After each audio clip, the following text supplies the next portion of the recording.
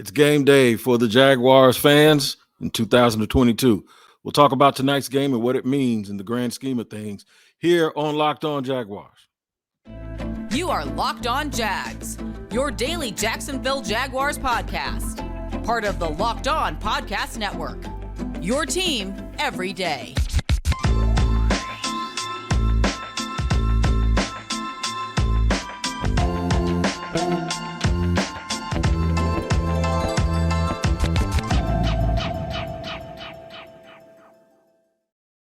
Thank you for joining us on the Locked On Jaguars podcast on game day. I am Tony Wiggins, your host of the Locked On Jaguars podcast, which is your daily Jaguars podcast Monday through Friday, where it's your team every day. And we thank you for making us your first listen every day. A reminder, we are free on all platforms wherever you get your podcast. This podcast is sponsored by BetterHelp. It's not a crisis line. It's not a self-help line. It's professional therapy done securely online, available to people worldwide. And they have a special offer for my listeners. Get 10% off your first month at betterhelp.com/locked-on. We've been waiting for this moment, man. Of course, it's just one of many moments that we're going to say we were waiting for because in about a week and a half, you're going to get bored with preseason and you're going to be ready for the actual NFL season to start. And we'll be acting like preseason is the worst thing in the world. But as far as right now and today goes, it's time to get ready for some football as the Jaguars are in Canton, Ohio to face the Las Vegas Raiders. I have to make sure I say Las Vegas. And also Saturday, you'll see the enshrinement of Jaguars Tony Boselli, the first Hall of Famer for the Jacksonville Jaguars organization, getting enshrined to the Pro Football Hall of Fame. So, a lot to break down today, a lot to cover and go through.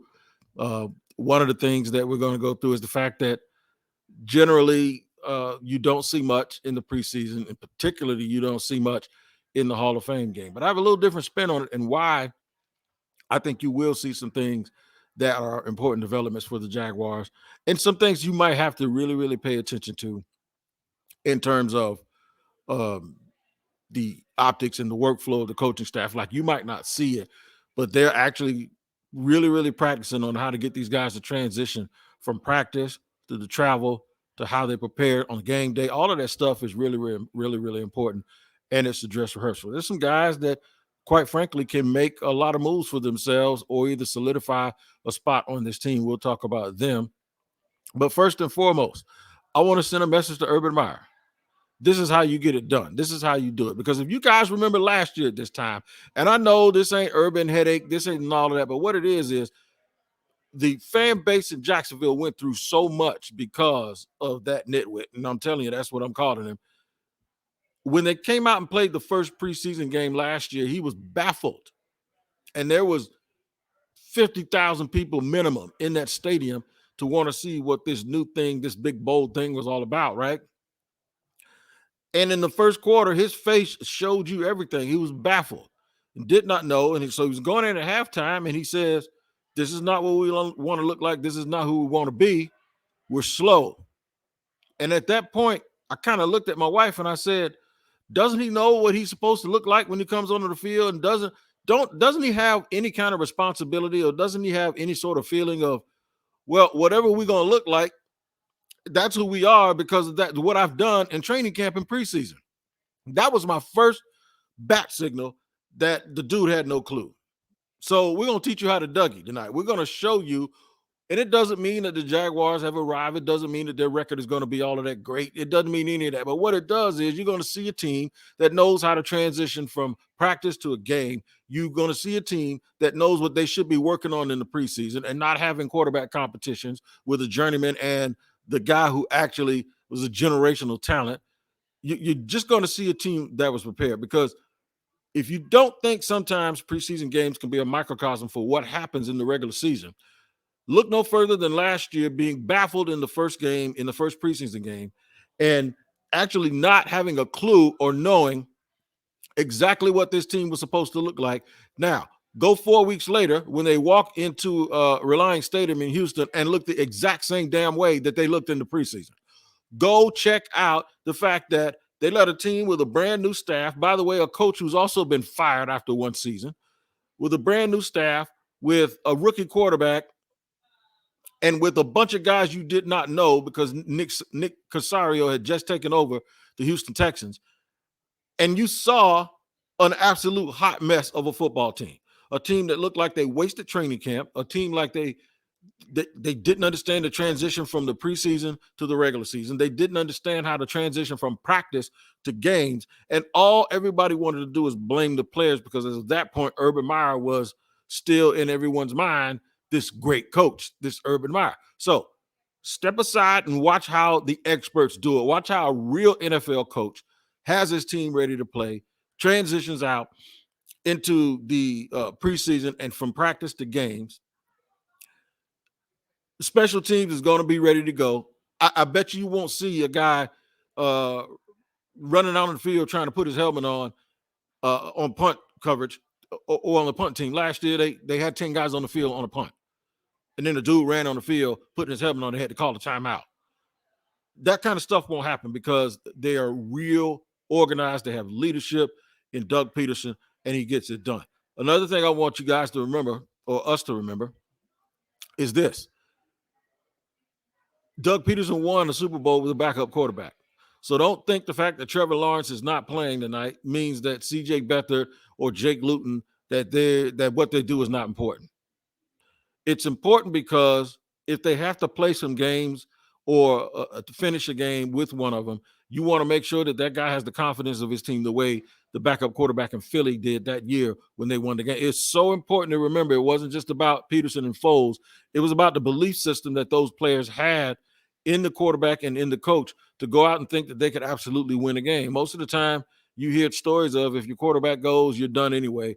Well, those guys in Philly found a way to not believe that, and I think we need to look at that in Jacksonville too, and we want some of that in our repertoire. So I think it's very, very important, the body language of those players. I'm going to tell you some guys here in segment number 2 that kind of need to go out, in my opinion, and do some special things so they aren't forgotten men here in Jacksonville. I'll tell you who those guys are in just a second on Locked On Jaguars. If you haven't tried Built Bar Puffs yet, you are depriving yourself of one of life's greatest joys. And guess what?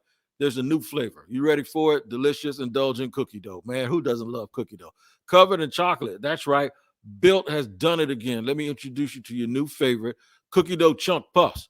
Have a light and chewy texture, real cookie dough chunks, and of course, they're covered in 100% real chocolate. Run to built.com to snag a box for you and your family. It will be a perfect treat, or you can find a really good hiding place and just hoard them all for yourself. Like all Built Bars, the new cookie dough chunk puff is covered in 100% real chocolate. That means they're healthy and tasty. Chocolate covered cookie dough with a light, fluffy texture.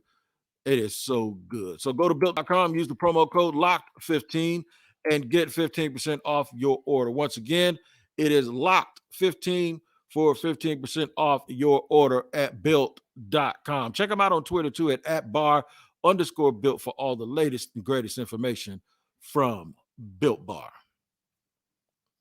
All right, segment 2 here on game day for the Jaguars up in the Hall of Fame game playing against the Las Vegas Raiders.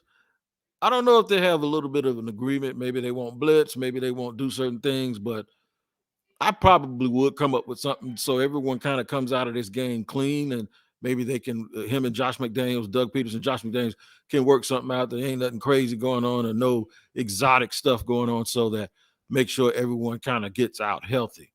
By the way, thank you again for making us your first listen here on Locked On Jaguars. We really, really appreciate it. Don't mind my muscle shirt or I ain't got no muscle shirt. I got a shirt on that's supposed to be a muscle shirt, but I ain't got no muscle, so it's I ain't got no muscle shirt. But please, I'm on vacation, but I'm not on vacation with you guys, so don't mind if you're watching on YouTube, by the way. So, guys, players that can really, really show themselves approved and really make a move. I'm gonna start with somebody I did a podcast on yesterday, Walker Little. Walker Little is not a lost cause at all here in Jacksonville. In fact, he's really, really improved. And he's improved enough that Doug Pederson has mentioned his name and Press Taylor's mentioned his name as someone who has improved. So shout out to Walker Little for everything, all the hard work he's done. I know he had a lot of expectations as a second-round pick in 2021. But hey, sometimes it takes a little bit longer, and he's fighting for that right tackle spot. And he's showing that too. I believe that if you need him in a pinch, he could go to the left tackle and be a swing player. And I don't know if they've even tried it, but I'm wondering if they've also maybe thought about him being just a swing offensive lineman, period, and maybe going in at right guard. Say if Luke Fortner goes down and they slide Tyler Shatley over the center, does that mean that they'll be able to play him at left guard, or do they just go with Ben Barch or Will Richardson? I don't know, but he could solidify himself as a very, very valuable player. He already is, but he can really put a stamp on that thing as, look, I'm battling for a starting spot, but I can come in a pinch and make sure that we don't lose anything. And I'm looking forward to him doing that. I want Laviska Shenault to show up and show us who he is.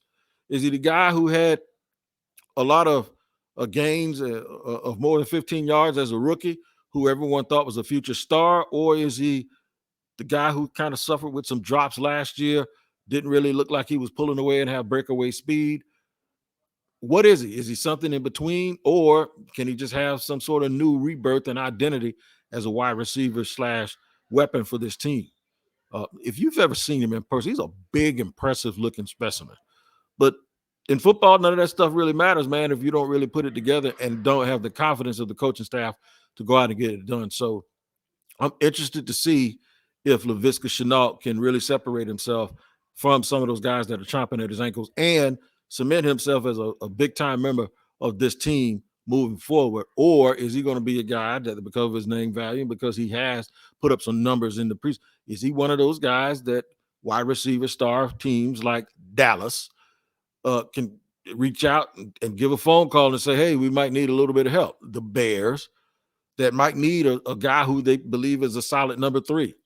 Either way, I thought it was a good job by Jacksonville to bring him back, give him a chance to show in the preseason what he can do. And if he shows enough, but they also have other players that they're willing to say, you know what, we already got our main 3 in Marvin Jones, Zay Jones, and of course, Christian Kirk. If one of these guys like Manningham shows up and shows out, or someone we've retained from the past, that we gave another contract to, Treadwell. If Treadwell, and that means we have 5, and then we can sort of get away with Jamal Agnew as either our 4th running back or our 3rd slot guy or our 6th receiver and save a roster spot, then that's something that they have to really, really look into.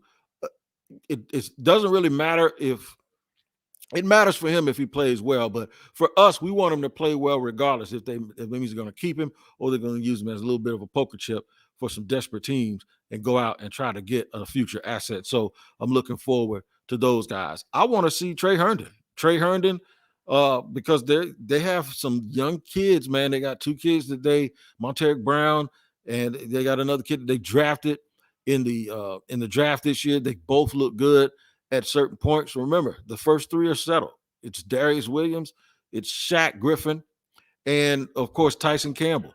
That's 3 corners. What if they just say they're going to keep 5? Are these 2 young guys going to sort of push Trey Herndon out? What about Chris Claybrooks?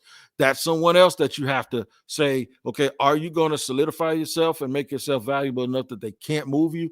Are they going to be able to use you as a little bit of a poker chip? Regardless, if you're a Jaguars fan, you want all of these guys to really play. We didn't see Jay Tufele last year, the way we should have. I want to see if what we've seen in practice means that he's going to be a dude who's going to come in here and push and maybe say, you know what, y'all don't need to keep Malcolm Brown around, or y'all don't need to keep giving Dewan Smoot all these minutes, or y'all can play me right behind Fadukazi and Devon Hamilton. Y'all can use me as your 3rd defensive tackle, a guy who can come in here and play either nose or slide over and play a little 3 technique behind Roy Robinson Harris. So it's a chance for him to really show, and he's looked good early. He really has looked good early. Shaq Quarterman, nephew. I want Shaq Quarterman to continue to impress people the way he has. It would have been very easy for him to kind of throw in the towel a little bit when you go out and add 3 guys on the inside at off-ball linebacker, or sort of like the inside Mike position, when they go out and add Foy Oluwakan, and then they go out and add both Devin Lloyd and Chad Muma in the draft. This kid that was in his third season could have just been like crying and pouting, but you know what he did? He put his head down and started going back to work. And I think that's a credit to him. I think it's a credit to his makeup, and it's also a credit to the staff to say, look, we're not running you off here. We're going to give you a chance. And they've mentioned him. They've mentioned his work ethic. You've seen him with Devin Lloyd being out. You've seen him being mixed in with the ones and twos, and he looks the part. His body type is a little different from everybody else's because everyone else is a little bit longer and more angular, but he's a bumper thumper. He looks like a dude who just wants to put his head inside and get in the mix and run and see ball and hit ball. So I want to see if because Devin Lloyd is still out in the Jaguars in their scheme, he's always going to have the chance to. I expect him to get 30, 35 snaps. I really, really do. And my man Jenkins is coming. Rayshon Jenkins came back from an injury. He has looked lights out in the preseason. That is something that I really, really did not expect. I didn't expect him to absolutely kill it the way he has been, but he has done that. I want to see him in his new system a little bit too. He's sort of more of a box guy. If you can think of a Malcolm Jenkins type, that's how he plays. Not necessarily Cam Chancellor, because that's who everybody thinks about when you think box safety. It doesn't mean he doesn't have coverage skills, because he actually does. So I want to see, and probably was going to be a limited amount of time, see what he can do and see how he gets down with it, and can he hold down and solidify that starting spot. And finally, Snoop Conner, the running back. Let's see if he can take some of those good things he's done in practice, transfer them to a game situation when the lights are on and everybody's on TV. And I just want to check all of that stuff out and to see if he can solidify himself as early on the second running back on the team, because I don't think James Robinson is going to play early. And then the other thing is just to be that third running back, to be that downhill bruiser, the guy who can take the ball and go right up the field and be hard to tackle in a limited amount of carries, 4 or 5 carries a game, to see if he's ready for the big time in that way. I'm going to talk about why it's important for the coaching staff in the preseason as well, and some of the optics and the logistical things that they're going to be working on as a new staff here in Jacksonville. Those things are extremely, extremely important. And I'm going to do all of that for you here in the third and final segment of Locked On Jaguars after I tell you guys about BetterHelp. Now, this is what, everyone at some point in their life needs therapy. I have had therapy. I am still using therapy in my life for some issues and some help that I have. I had to learn how to swallow my pride, and there's nothing wrong. There's no stigma about it. You just have to be willing to get the help. Let me tell you about BetterHelp. It's not a crisis line. It's not self-help. It's professional therapy done securely online, available to people worldwide. You can log on in your account anytime and send a message to your therapist. You can schedule weekly video phone sessions, so you don't have to be on camera if you don't want to. And getting therapy every week is as easy as a few clicks on your laptop. And they have a very special offer for our listeners. Get 10% off your first month at betterhelp.com/lockedon. That's 10% of our first month of online therapy at betterhelp.com/lockedon. Please take advantage, man, especially if you feel like you need a little bit of help. Don't be shy and think that there's a stigma. Folks are really, really there to help you. All right, so we're here on Locked On Jaguars, and third and final segment on game day as we get ready for the Jaguars to play in the Hall of Fame game later on against the Las Vegas Raiders. We talk so much about how important it is for the players to have their stuff together. What about the coaches? The new staff, they've done this. They've been in the league for a long time. But we don't take anything for granted here in Jacksonville, because we saw what happened just a year ago where guys weren't prepared, where there was a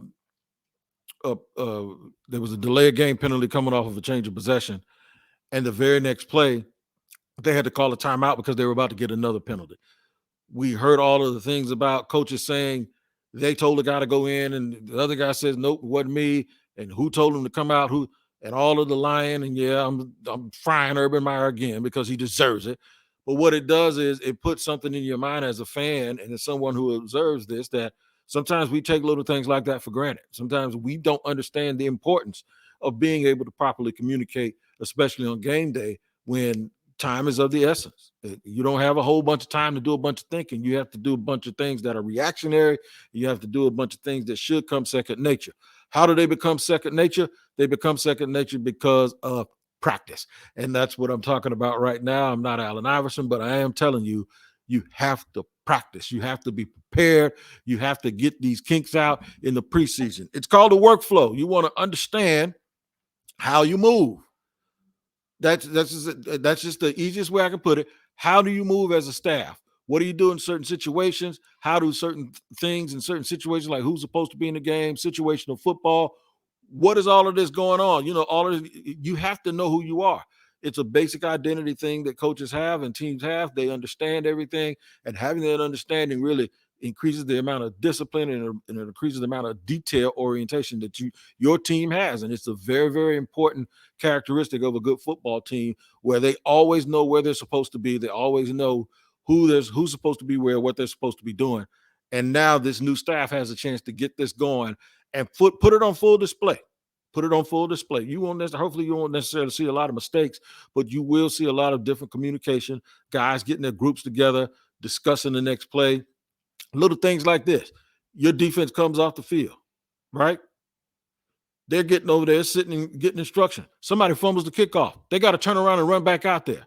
How do you handle that situation as a staff and get that quick turnaround and know the situations where you're going to be, where the ball is on the field to determine what your personnel is going to be, who is in the game for the other team, when do you call a timeout, understanding the communications, just the transition from getting off the bus, going to the hotel, from the hotel to the game, and knowing what time do you get taped, who does what, having all of these things down so you won't look like an incompetent football team. So those are the things that we probably won't see or understand, and we probably don't know what they look like anyway. But you only notice it if they're wrong. You only notice it if they haven't done it. You only notice it if they appear to be discombobulated and if they appear to be unorganized and dysfunctional, right? So we know what those two words have meant to our franchise, or unorganized and dysfunctional. We've seen it on full display. So we know what it looks like for a team to not have their stuff together.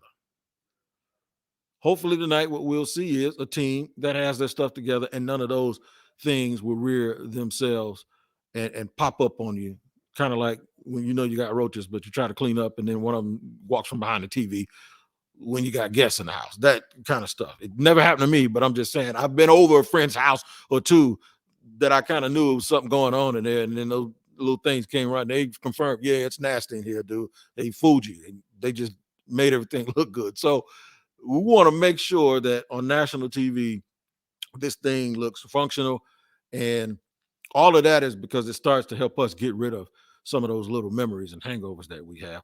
Also, let me tell you this. I'm going to take a little quick shot at Doug Marrone here. We don't want a team to appear to be throwing stuff at the wall and let it stick. We don't want, let's just try this. Let's try something new, try something fresh. That's not a plan. That's desperation. And I heard that from Doug Caldwell a couple of years. I mean, Doug Caldwell. I heard that from Doug Marrone a couple of years ago. And that's when I kind of knew it was over, when you start talking like that, because we don't try new stuff. Well, let's just see what works. We want a team that looks like they have a plan. They know what they're doing. And even if the plan isn't working, it's not because it's a bad plan. It's because guys just have to do better at executing that plan. Let's get to the point where we can absolutely be sure that we're putting it all on the players, because that's all there is. They either have to get better or they have to demonstrate or play better. They don't have to necessarily change who the players are sometimes, but we do want to see mistakes be corrected and those guys just play better. You don't want to be telling guys that they have to play better knowing they're playing better for a horrible coach. And so we need to get used to the fact that we know what the problems are and the things that we identified, and it's not going to be coaching, it's not going to be organization. That maybe it's a talent issue, but if it's not a talent issue, it's just an effort issue, and we're going to be able to watch and cheer for these guys to actually improve and get better. You can't cheer for guys to improve to get better when they're still playing for a horrible coach and a horrible organization, right? So I think that's one of the things that have frustrated the Jaguar fans for so long, is that, one, they didn't know who was accountable to, and they didn't realize whether they changed quarterbacks last year and all of that, and it looked like they got worse, right? You can add free agents all day, but until you really get to the bottom of what's going on in the organization and the foundation, it's never going to be right. I think Jaguar fans want to eventually come out today and through the rest of the preseason and realize that those things that will beat you that you can't see are fixed now. And now this team is ready to roll. You guys are ready to roll with me every day here on the Locked On Jaguars podcast. And we thank you for making us your first listen and hanging out. I have game reaction for you tomorrow as we get ready for tonight's game, Raiders versus the Jaguars in the Hall of Fame game. And, of course, 2 days from now, the induction of the first ever Jacksonville Jaguar into the Pro Football Hall of Fame, that being Tony Big Bo Baselli. Until then, you guys take care. Enjoy the game tonight. Be safe. Take care of each other. And we'll see you here tomorrow for another edition of Locked On Jaguars.